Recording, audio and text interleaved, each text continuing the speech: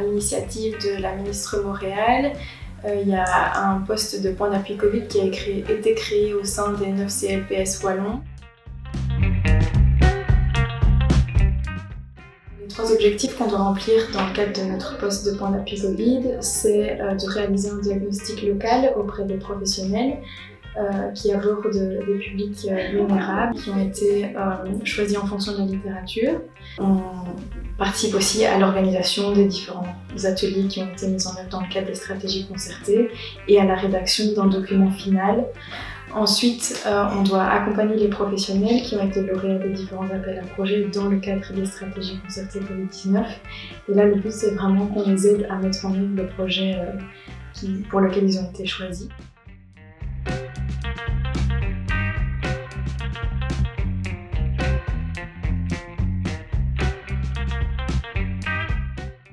Nous avons co-construit un guide d'entretien ensemble et nous avons eu la possibilité d'interroger plus de 250 professionnels de la santé et du social en Wallonie.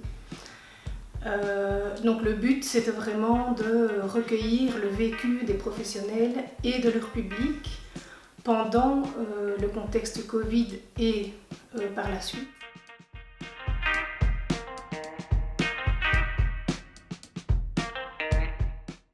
Les besoins ne sont pas toujours les mêmes et donc pour pouvoir envisager un plan à plus long terme, c'est bien sûr nécessaire de commencer par ce travail de diagnostic et vraiment voir quelles sont les réalités des professionnels, les réalités de terrain.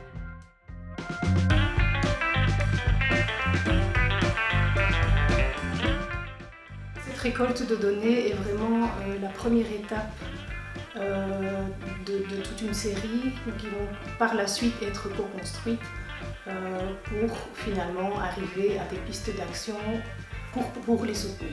Donc le rapport final est attendu à l'automne 2022.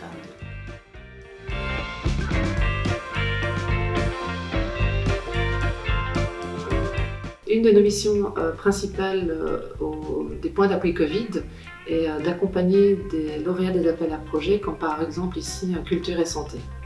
Donc, dans le cadre des stratégies concertées Covid Wallonne, on a Culture et Santé proposé un projet qui s'appelle Covid Anime. Et dans le cadre de ce projet, pour en fait toucher les acteurs de terrain, on a fait appel aux points d'appui Covid et les points d'appui Covid de Liège et de Charleroi.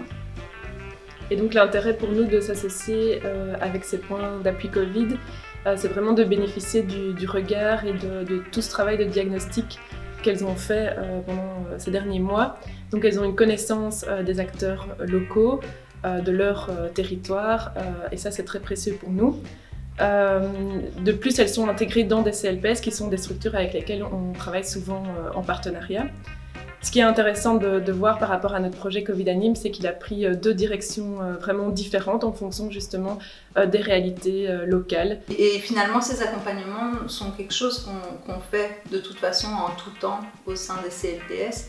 Donc c'est jamais que sur une thématique précise ici, c'était travailler sur les impacts Covid, mais le CLPS a déjà toute une méthodologie et toute une pratique par rapport à ce travail d'accompagnement, quoi. Et donc l'idée, c'est vraiment aussi d'être un relais par rapport à ce qui existe au niveau régional et pouvoir aider les professionnels de terrain à un niveau plus local.